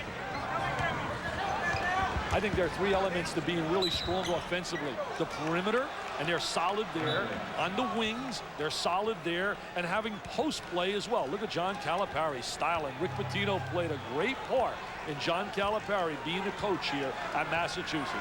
And really, as a coach, Dick, he's the whole package as we're seeing tonight. Not only can he recruit great players, but he can X and O extraordinarily well as well. He's a tremendous practice coach. Yep. Watch him in practice and he gets maximum and he doesn't take any nonsense. The players have to give a supreme effort every day on the floor. And that's what really makes Nolan Richardson. We talk about coaching. You don't certainly judge a team by one-night performance here. You got to go on the longevity of a career. Nolan Richardson throughout his career has been such a big-time winner because he knows how to get kids ready to play and to play as a unit and as a team. We sometimes get too carried away with the technical aspects of the X's and O's, and we forget about the bottom line is blending a team together. And Nolan Richardson's been blending teams together for years. His teams have averaged 28 wins a season over the last 6 years. That's driven in by McDaniel for 3, and the lead is down to 24 for UMass, nearing the midpoint of the second half. People forget that he did a great job in the junior college level. Western Texas won the national title, was 37-0 for Pressey and company. And then he coached 10 years at Bowie High School out in Texas, El Paso, so he had a training level there. He's really coached on every level, and he's won on every level. Here's the storyline. Arkansas down 16 at the half, didn't help the cause by going 3 for 17 to this point in the second half. Williamson held 8 points, while Rowe has been outstanding, leading the game in scoring and helping lead UMass to that wide rebounding edge. I wonder if they would classify this as the greatest win ever at UMass, but they had that one big win in Worcester, and it really was a monumental win when they beat Syracuse. Well, they point to that win we mentioned earlier last year over North Carolina as the biggest in school history since it was against the #1 team in the country. Roll and miss. Burks, the guard, went up to jam. And hung on the rim. Hanging on the rim. Technical called by Jim Burke. That's one of the points of emphasis this year, hanging on the rim. That's a no-no. Could only get up on that rim if you want to basically protect yourself. There's Rowe with the little jumper. Now here comes Burks down the lane, the little guy. He wants to show everybody he can jump. Look at him hanging up there. That's a tee, Burks. You can't do that in college. That's a tee. That's a technical. Now the coach has got to tell him, look at Bano, all the assistants are working. They want a little air time too. Billy Bano wants some air time. Look, he got a little air time. Yes, he did. He just wanted to show up his 42-inch vertical leap. Andre Burks, 42-inch vertical. That's really skying. Gary Trent in the next game can really sky from Ohio University. I wonder if you and I can get in a car and drive to the Garden and go down there and join those guys, David Sims and Clark Kellogg, and see the end of that. I don't think we make it. We can't make it? Oh. Even with a Massachusetts driver driving, I don't think we make it. I know with all your contacts we can get it done. You're big out here. Dillard bounces it into Williamson. Along with it, Stewart a hand on the follow. Stewart tipped it in. He's an important player. He's been out with an ankle injury since November 11th. The reason he's important, he can play inside, outside. He made some big shots. I had him last year against Memphis in a game back at home. He's certainly the lack of Stewart and Remont's at 100% a factor in tonight's game, but UMass is playing without Michael Williams, their standout guard who averaged nearly 15 points per game last year. I'll guarantee you'll hear no excuses out of Nolan Richardson. Dingle missed a short one. Bright tipped it in. Dante Bright so quick to the offensive boards. I love his play. He's got that excellent acceleration. Williamson out for Dillard. You would think Rowe would get in foul trouble trying to check Williamson, but he does a great job with position defense. Williamson missed in close. Padilla, great hustle, but saved it to Williamson underneath for the easy two. The lead is 20. Now, if you're Coach Richardson, you've got to fly to Memphis. You have a game on Sunday against a good Georgetown team. Do you consider taking out some of your stalwarts? Long way to go yet, 9-18. Yeah, no, absolutely not. You're going to still play to win. They're going to be an angry team on Sunday. I can guarantee you that. John Thompson and his Georgetown Hoyers know that this club is going to come really with fire in their eyes. Nolan said it's been a tough summer in terms of demands on his time. Foul was on Dwight Stewart his first. That's the 25th point of the night for Lou Rowe, the senior from Atlantic City, New Jersey. He really rallies and responds to big competition. He loves the challenge playing against the big guys. He was great against North Carolina. Was always special against Temple. And he's no stranger to the free throw line. Nice hand for Dingle as he leaves. Rowe last year set UMass records for free throws attempted and made. Broke the records held by Dr. J. He struggled last year on a free throw line, especially early. Had some really bad games on that line, but really has worked hard in that area. Rowe on the bench now, 26 points and 12 rebounds for Lou. The lead back to 24. Long three from Dillard. Bright kept it alive. Padilla couldn't save it. I'll tell you one thing, if we're getting an MVP award out right now, certainly Lou Rowe's got to be a choice, but the bottom line is maybe we'll get a little John Madden, get some of those turkey legs, and give it to the whole team. I mean, this whole team, coaching staff, fans, everybody should share it. We'll get Madden down here. He's got enough cash to buy turkeys for everybody. Certainly Padilla in a game in which they needed him without Williams has played very well. Bright's been terrific. It really has been a total team effort. Kellogg's played outstanding basketball. Norville off the bench. Yep. Canby's done what he's had to do. Look at Padilla, number 12. Played his senior year in Puerto Rico. Played high school here as a junior in Springfield, Mass, along with Travis Best. Smile, Lewis. Come on, smile. Now, is it too early to go into the interesting, somewhat offbeat fact? Travieso and Padilla, roommates, both from Puerto Rico, both born in Puerto Rico on the exact same day. That's May 9th, 1975. I didn't know that. You taught me something again. You're unbelievable. Well, it's a 22-point game, 9 minutes to go. You might as well dig into the bag a little bit. Yeah, we'll pick our all this team and our all that team, too. You want to talk about the best power forwards in the country? We didn't think, I'm going to be honest here now. You and I were thinking without Michael Williams, we might need blowout material, but in reverse fashion. That Arkansas might lay the hurt on Massachusetts. Yeah. But in here, it's been reversed. But that's, again, been the trend that's been established. If there's an early trend established in college basketball right now, is the fact that there will be great balance across America. Williamson made a couple. He's up to 12 points. Foul was on Tyrone Weeks, his first.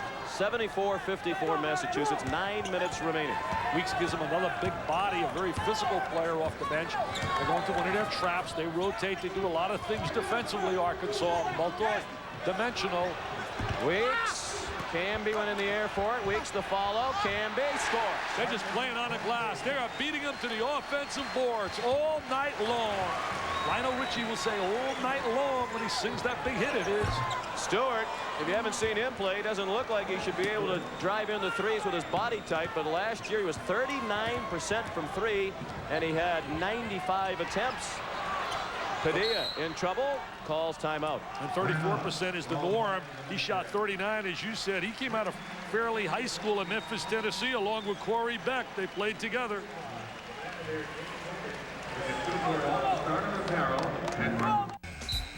Wow, Thank you, Mike. That's interesting right there. Florida's got 4 starters back. Mike just alluded to Dan Cross with a big 3. He's an outstanding point guard, but they're going to miss Craig Brown. Expectations also down in Gatorland is selling out.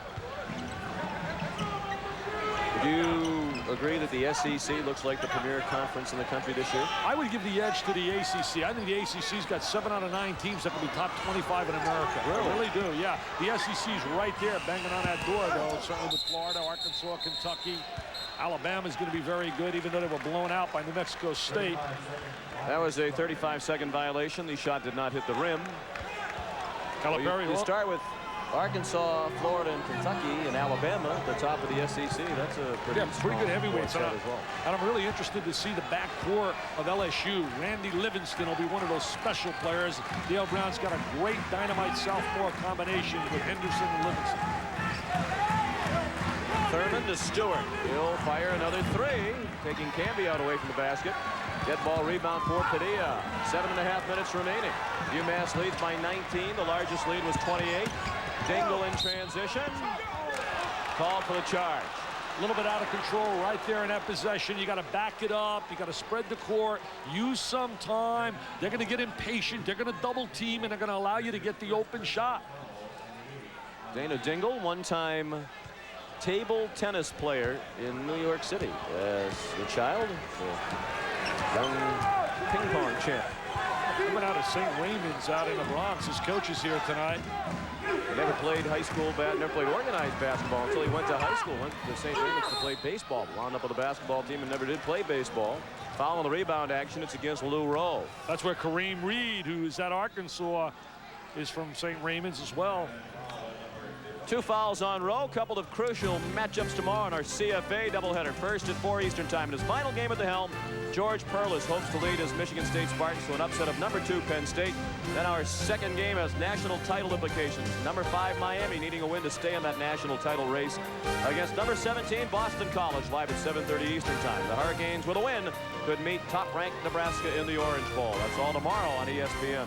Hey, I'm going to tell you, if I were on a selection committee right now to get a guy to replace George Perlis at Michigan State, my choice, you know where I'm going? Where? I'm getting in a plane and I'm flying down to Jayhawk land. I'm going after Glenn Mason.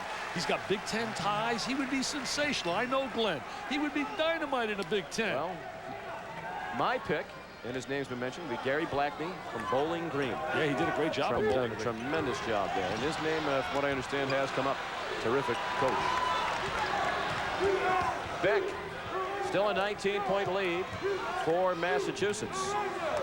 Going to the 3 now are the Razorbacks. That's a good idea with this deficit. They're chipping away. It's down to 16. They've nearly cut that 28-point disadvantage in half, and the crowd trying to get back into it. I got to spread the court right now. Look for the high percentage shot. Thurman knocked that 3 down. They've done a great job, Massachusetts, limiting the number of shots Thurman has gotten here tonight, because he really, to me, looks like he has the rhythm to his jumper. Rowe was fouled as he was double teamed. It's going to come down to now to a foul shooting contest for Massachusetts. If they make their free throws, they win easy. If they don't, they make life interesting right now yet for Mr. Richardson and the Razorbacks. Fouls on Beck, and he is fouled out. With no points tonight. He had a tough night, but being the class kid that he is and the outstanding player, he'll regroup. He's got a heck of a challenge facing him on Sunday when he has to hook up against Allen Iverson. I've only seen highlights of Iverson, and I'm going to tell you something. He is absolutely the real deal. And there's another league on the way back up the Big East with the influx of great talent. We heard from Mike Tirico about Felipe Lopez and Iverson. Zendon Hamilton. Also Boston College. I can't wait to see them at the grade 8. They got an outstanding guard named Chris Herron. Michael Lloyd, certainly Syracuse will be back. That performance really can only help Jimmy Boeheim in Syracuse regroup, get a little pride back, and come out and play on a defensive end. They're going to put a lot of points on the board. It was in Syracuse a week and a half or so ago. Coach Boeheim said he thinks BC is going to be the surprise team in the Big East with that talented incoming freshman class of Coach Jim O'Brien, rated a top 5 recruiting class in the year ago. I like Villanova. I think Villanova is going to create a lot of problems with Kerry Kittles. 28 points for Rowe. The lead back to 18. 6.5 minutes remaining here in Springfield. Inside, outside. Stewart with the size advantage over Bright. Fouled Bright, trying to follow his own miss. Dante Bright with that good inside position, getting that good team effort defensively. They bring the ball down inside. The ball goes down to Stewart. There's that spin move again, showing his versatility. Hit a three-point shot a little bit earlier, but he climbs the back of Bright. 2 fouls on Stewart. I'll tell you, there's something special about college hoops. I really mean it, Sean. Just games like this make it so special. The emotion, you're so close to the players. The coaches are right out there for you to see. They're not hidden on a sideline like in football with all the helmets and baseball in the dugouts. I mean, it's just so exciting. And then the other thing, 2 hours. You guys should get double time doing football games. I can't believe they're 3.5 hours. It's unbelievable. I'll be the president of your union. Want me to be president of you guys? That would be helpful. Baseball isn't exactly short night's work either these days. When they play, of course. Dillard with the miss. Stewart buried his head and traveled. No, he was fouled. Looked like he was shuffling his feet, but Ed Hightower said the hack came first from Lou Rowe. This has really been a Massachusetts whipping. Right from out of the gate, they have dominated almost every round of the game. You break the game down to different segments and different elements in this game, and they have won them all. And I think Nolan would be the first to agree to that. It has been Lou all night long. Foul his third. Stewart barely scraped the front rim. He was a 65% free throw shooter last year. Coach Richardson says with his ability to score around the basket and from out around the three-point line, he thinks he has a chance to play at the next level if he continues to improve. He made 1 out of 2, the lead 18 for the Minutemen. 6 minutes left. This kid's been a quiet performer in terms of being spectacular, but number 14 knows what to do on the floor, knows where to get the ball, calls a timeout right there. You need a captain, you need a leader, you need somebody that understands the concept of the strengths and weaknesses of all their players, and Kellogg does a great job in that area.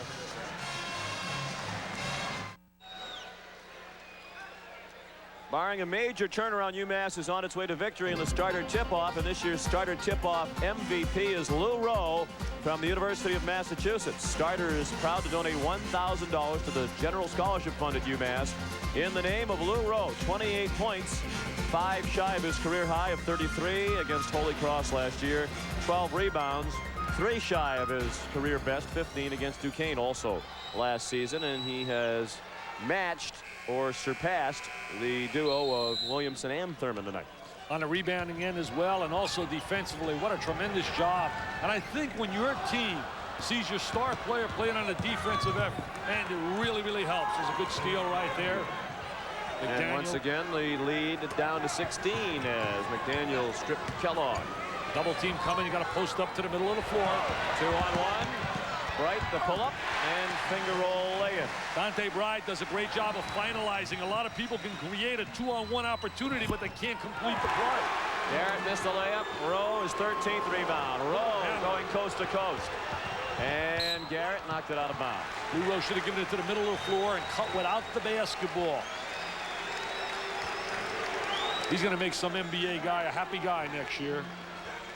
And the hustle by Garrett will make Coach Richardson happy. He's in his first game at Arkansas. Sat out last year as a transfer from the University of New Orleans, and Coach Richardson thinks he'll help to improve the Razorback defense. Bright goes to the bench with 22 points and 7 rebounds. He played for Tim Floyd over at the University of New Orleans, who's now at Iowa State, where they got an outstanding front court. Nice play. Excellent cut without the ball by McDaniel. Good drop bounce pass by Dillard. And the lead back to 16 as we approach 5 minutes remaining here in Springfield, Massachusetts. And a foul by McDaniel. He knocked down Kellogg from behind. See, Kellogg doesn't possess the speed to blow by you and create numbers, but he gets to certain points on the floor where he knows how to operate. Now he's going to have to make free throws.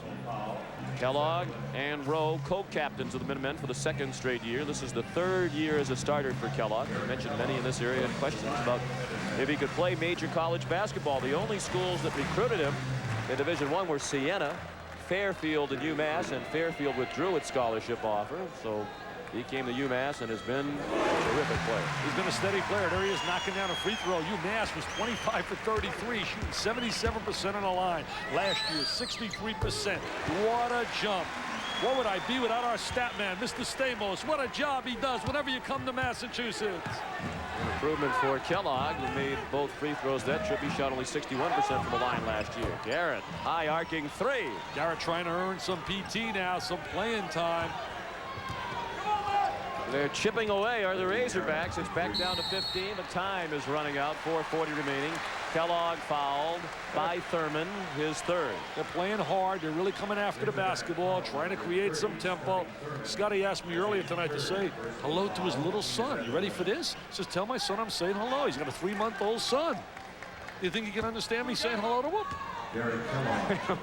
I think a lot of adults have a tough time understanding. I was resisting the temptation to say just that. He can't understand Vitalis. Kellogg makes the first. Of course, his young son, proud when he's old enough to be proud and aware of what his dad has accomplished. One of the accomplishments on May 16th. Scotty Thurman inducted into his high school Hall of Fame in Ruston, Louisiana. Ruston High School that produced football greats like Burt Jones, Fred Dean, and Michael Brooks. Fouls on Kemby. They retired his jersey there as well. Great honor for a young guy. I know he's very proud of that. He told me about that tonight. That's 3 fouls on Kemby, but bear in mind he picked up the first 2 in the first couple of minutes of the game. Spent some time on the bench in the first half. The last Arkansas lead, pardon me, Dick, was at 6-4. No Cupcake City for Mass, as we talked about. They played Kansas next, then Pittsburgh, and then Maryland. What a way to start the year. Pittsburgh is an interesting program as you look at Nolan Richardson on that sideline. They'll get them back to the gym and regroup. But interesting program down at Pitt. Ralph Willard, what a job he's doing recruiting. Michael Gill from out of Dunbar will be going to Pittsburgh. Montego Cummings. So there's a lot of new excitement for the future of Pittsburgh in basketball. Dingle to inbound, 4.5 minutes remaining.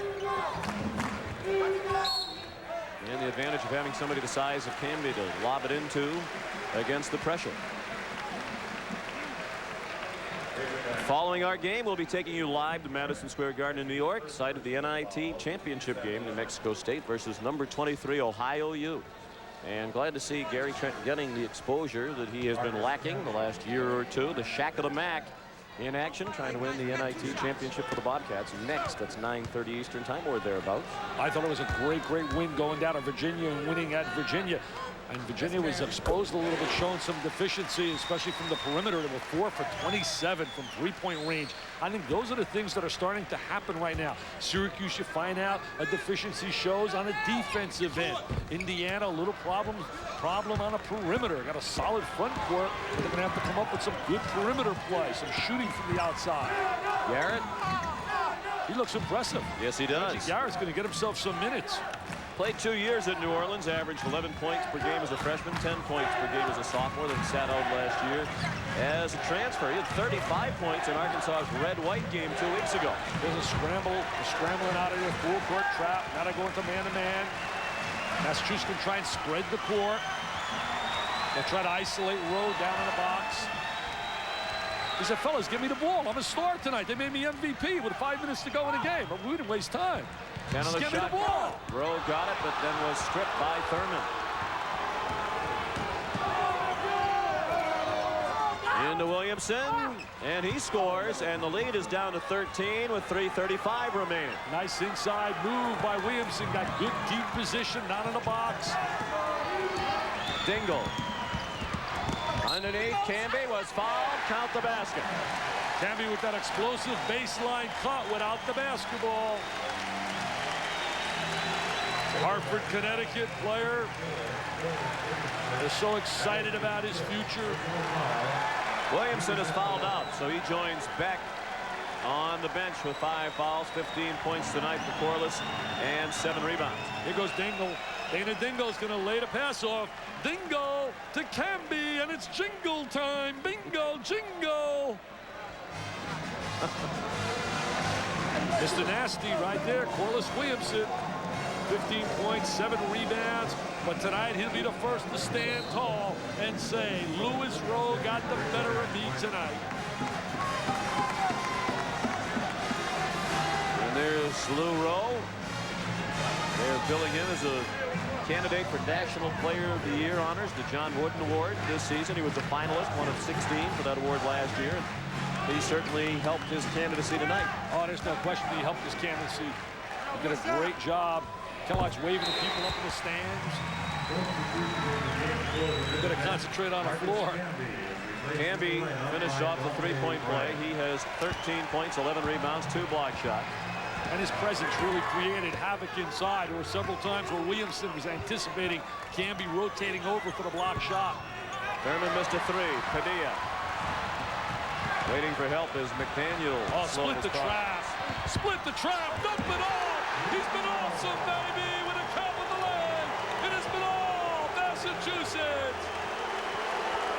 Padilla to Lou Rowe for the jam. 30 points for Rowe, and the drop in at the other end by Darnell Robinson, the sophomore from Oakland. That's Oakland, California. He was first-team All-State. Set the California State record for career scoring. Scored 3,361 points at Emory High School. Wow. Look at Lewis Rowe, showing he can shoot the face-up jumper, showing he can post, showing he can play defense, showing that he's a winner, showing that he's a team player. He has done it all. The evaluators from the NBA are getting an eyeful out of Lou Rowe tonight. McDaniel. Coach Richardson says he's getting his shot back on track. We signed him for his shooting, and he's looking for better shooting this year from McDaniel. Getting back to Rowe. What a defensive player he is as well. McDaniel can really lock people up. We're going to take a look at Padilla right here with the basketball. He's going to split right here, come down the lane, and Rowe's going to rotate over. There it is, the split. Now the little dump down. And Mr. Rowe's going to finalize and complete the play with a little dunk, but that was created by EP, Edgar Padilla. Yes, look, John Calipari. Edgar saying, come on, coach, tell me I was great tonight. Dingle made the first free throw. Rowe with 32 tonight, 1 shy of his career high set last year. I'll tell you, he helped himself in the balloting. If the balloting was tonight, he'd walk out with that trophy. 95 points given up by the Razorbacks, a team that prides itself on tenacious defense. Thurman launching a 3. It rattles out to Padilla. Ticking down to 2 minutes left. I wonder what Mike Tirico's thinking back in the studio. Michael, Tirico, baby, it's been showtime out here, Michael. It's been all Massachusetts. It's been all Massachusetts. And Dingle is fouled. We'll be joining Mike Tirico in a moment. He'll update you on the goings-on at Madison Square Garden, where New Mexico State and Ohio U are about to get underway. And the crowd's going to elevate and give him a standing O. It's an SRO, standing room only. Look at this, look at the shirt. UMass refused to lose. And as they salute Lou Rowe and the Minutemen, we check in with Mike Tirico. Underdog versus the champ. Okay, Sean, looking down from the top of Madison Square Garden, now underway. Ohio University in the white against New Mexico State in the red. The championship game of the preseason NIT. We'll get you out there for the entire game after we're done in Springfield, so don't go anywhere. Sean? Dave Sims and Clark Kellogg standing by to bring you that one. Dana Dingle. He did a solid job coming off the bench, Dingle. He really did. He gave him some plus minutes. He started last year. That's a big adjustment when you don't start. Your pride is hurt a little bit, but yet he knows that he's an important part of their rotation. The bench is excited. Fans chanting, we're number 1, and you'd have to think they will be in the next poll, given that Arkansas was nearly a unanimous selection for number 1 in the preseason, with all 5 starters returning from their national championship team. UMass has never been ranked number 1 in the country in college basketball. Their current number 3 ranking the highest in school history. McDaniel a miss. Bright the rebound. They excelled in every phase tonight. Massachusetts did a dominant job. They weren't intimidated, came out of the gate, had a game plan, executed it. And most of all, their star responded to the challenge. You know, if Rowe gets dominated early by Corliss Williamson, that becomes contagious. But Rowe immediately attacked Corliss Williamson, took over, established that he was the premier player tonight. But this kid can flat out play, and he's a great, great kid, Corliss Williamson.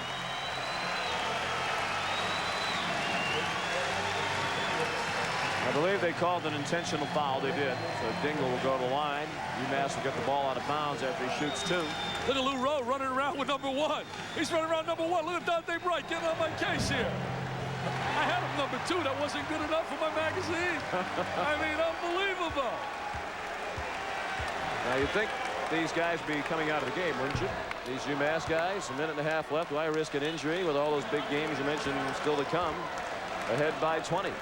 They may want to get Rowe his new career high. Standing ovation. Get him a real explosion. I think if he left now, he'd get a standing ovation. Oh, there's the foul from the back. He's going to pick up some extra points. Well, if he makes 2, he'll have a career high 34 points. Puts him to 33 against Holy Cross. And good luck to George Blaney, who has left Holy Cross after 2 decades to go to Seton Hall and replace P.J. Carlissimo. George Blaney, one of the really nice gentlemen of the game. Yeah, he really is, and he didn't have the opportunity at Holy Cross in the latter years in terms of scholarship, and now he'll do, I think, a solid job at Seton Hall as long as people are patient and understand it's not going to happen overnight. You know, he's not inheriting very much, picked in the coach's poll to finish last, so the people have to realize the situation George Blaney is stepping into there. New career high 34 points. Don Calipari has done one of the greatest rebuilding jobs in all of basketball. What he has done at Massachusetts has been absolutely amazing. Think about it, Sean. I mean, you could take any program and talk about them, where they are today, where they were, but the job he did at Massachusetts to bring them from nowhere to be one of the top 10 programs in America has been amazing. It was definitely one of the bottom 5 programs in the country when he took it over. But he saw a big school with a variety of programs, the opportunity to attract a wide variety of students with different abilities in the classroom. Another factor related to what we spoke of earlier. Bright fouled underneath, and they're going to get Rowe out of the game. They got a beautiful new facility. They played in Mullins Center. Look at Rowe, all kinds of bumps. He's happy. He's not trying to hot dog. He's a jubilant young man. He's happy. He responded to the challenge. He deserves the hugs, the kisses, the squeezes. And there it is. Calipari says you were special. What great work ethic. Watch him in practice. In fact, I watched him up in practice. I could not believe it. To me, it was like he was trying to make the team. Dante Bright's another kid with superb work ethic. Andre Kurtz gets into the Unibet lineup. He replaces Edgar Padilla. Bright. 9 of 11 from the line, 23 points. We've been talking about how bad the program was that John Calipari inherited in the decade of the 80s. The entire decade, they had only 101 wins. They've already surpassed that total here in the 90s, and this is the start of the 94-95 season. I had people when I was flying in telling me when I said I'm going to do Arkansas versus Massachusetts, #1 against #3, they said, Massachusetts?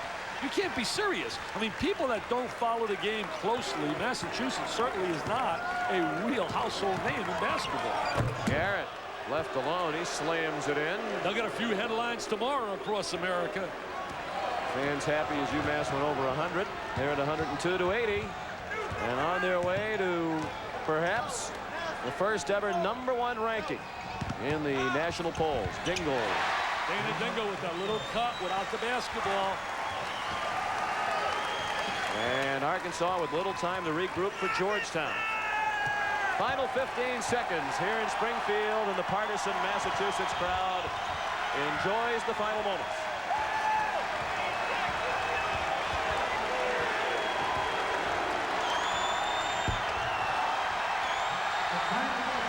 Wow. All you can simply say, wow. It was a tremendous performance by Lou Rowe and company. Look at him, he's up. Give me 5s. What's he yelling at me? Lou Rowe, you're super. You did a great job, Lou. What can I say? Who's number 1 now? Well, he got on me because I picked Corliss Williamson number 1. Coming up next, the championship game of the preseason NIT from MSG in New York. New Mexico State against Ohio U. Now, Sean McDonough and Dick Vitale saying so long from Springfield, where the Massachusetts Minutemen have defeated the Arkansas Razorbacks 105.